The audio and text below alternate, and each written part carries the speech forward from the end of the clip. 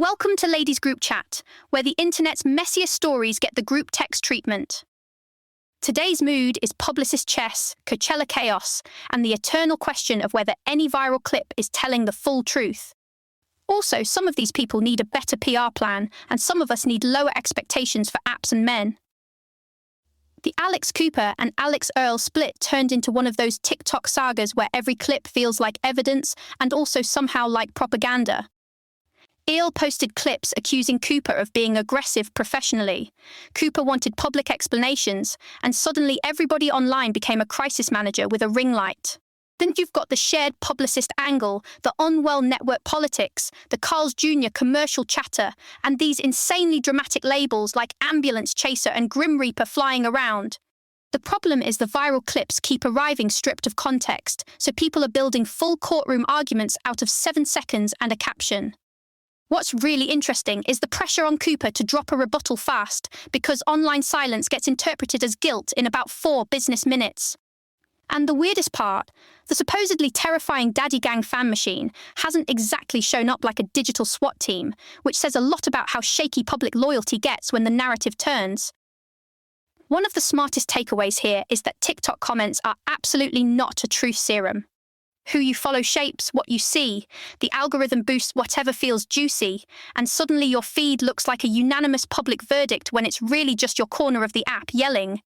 I love the shorthand of licks versus lex because it gets at this very online split between primary source clips and long dramatic dissertations pretending to be documentaries.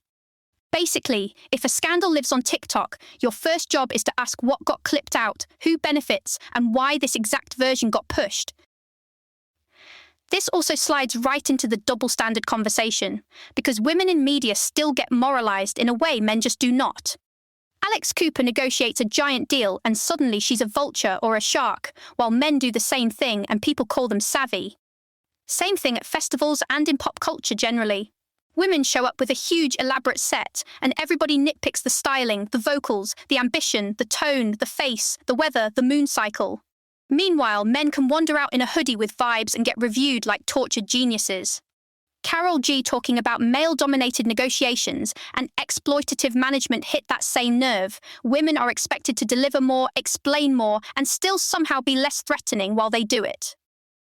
Coachella remains the perfect American spectacle because it's part music festival, part influencer safari, part logistics experiment. We're talking roughly 125 to 130,000 people a day, which explains why one app that lets you pre-order food can suddenly feel like access to a secret civilization. If you knew to use the Epic app, apparently your line disappeared. If you didn't, congratulations, you were in the analog Hunger Games. Then came the usual side plots, stylist flops, rumors of cancelled brand trips that may or may not have been real, debates over owner politics and boycotts, and people arguing about whether minors belong in that environment even if they're in VIP. That last one is always messy because a chaperoned celebrity kid appearance is not the same thing as tossing a child into chaos, but people are obviously reacting to the adult energy of the space.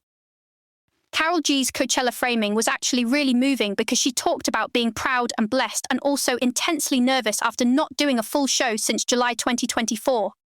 That's the part people forget about huge performers.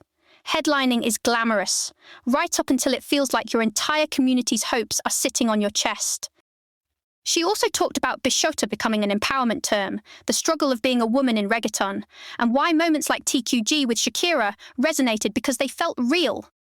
And yes, the industry keeps shape-shifting around all of this. YouTube specials are being sold as a real competitor in prestige viewing.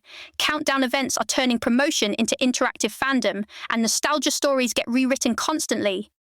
Case in point, that Bieber catalogue myth keeps getting repeated, like fact when the details are a lot murkier than the headline version. Reality TV gave us another reminder that editing can do a lot, but it usually can't rewrite the whole season after a scandal because episodes are mostly locked way earlier than fans imagine. What they can do is tweak tone, move a hug, hold on a reaction shot, change a seating moment, and suddenly someone looks softer or shadier. That's why hindsight matters so much with Summer House. Amanda's behavior around Wes, the repeated sitting on him, the confessional energy, all of it reads differently once the Western scandal changes the frame. And in Housewives land, the legal and reputational circus never sleeps. Lisa Hochstein's alleged wiretapping arrest is the kind of story that sounds too wild for a producer pitch, and yet here we are. At the same time, manufactured conflicts keep humming along because a shaky friendship plus one overheard dinner conversation is apparently still the most renewable resource on Bravo. The relationship conversation was maybe the most useful thing in this whole pile of chaos. Esther Perel and Jay Shetty are both basically saying, stop treating love like a soulmate scavenger hunt designed by an algorithm. People are getting so used to frictionless tech that they start expecting partners to behave like polished apps, and their normal human messiness feels like a defect instead of reality. The better question is, who do you want to become with someone, not whether they hit every line on a fantasy checklist you made on a very smug Sunday. There were also practical gems here. Group settings and shared activities can lower pressure. One date a week early on is actually sane. And if you're exclusive for a while, don't drift forever in label purgatory.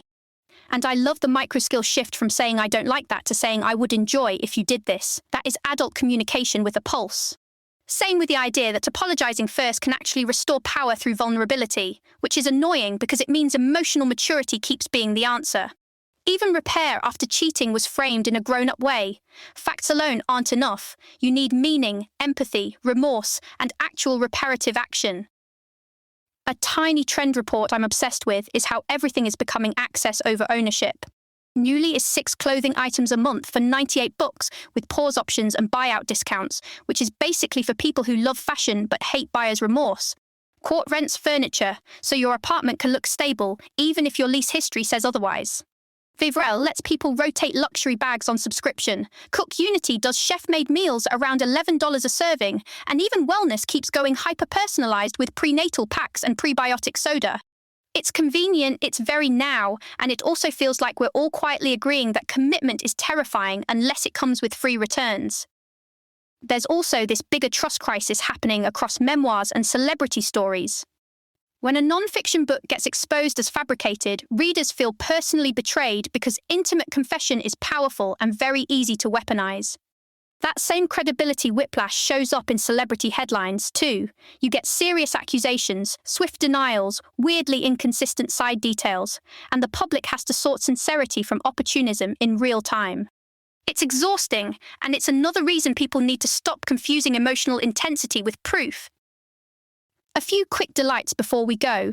Book tours are apparently way less author-controlled than people think because publishers use marketing data to decide where you go, how it's ticketed, and how the whole thing runs. Live TV mistakes also happen way faster and get forgiven way faster than the internet tends to assume, which honestly feels healthy. In entertainment, nostalgia is still king. The Fokker reunion adding Ariana Grande is chaotic enough to be promising, while stuff like Euphoria's big tonal pivot shows how easy it is to lose fans when a franchise stops feeling like itself. And on the wholesome end, Artemis II was framed as a real milestone test flight for future lunar missions, with the human and technical side of space travel getting a nice spotlight. Honestly, a little NASA competence was refreshing after this much influencer warfare. That's the chat for today on Ladies Group Chat. Stay skeptical of viral clips, respectful of food pre-order technology, and a little kinder to women who negotiate like the men already do. See you next time. This episode was generated by Podkey. Create your own at podkey.fm.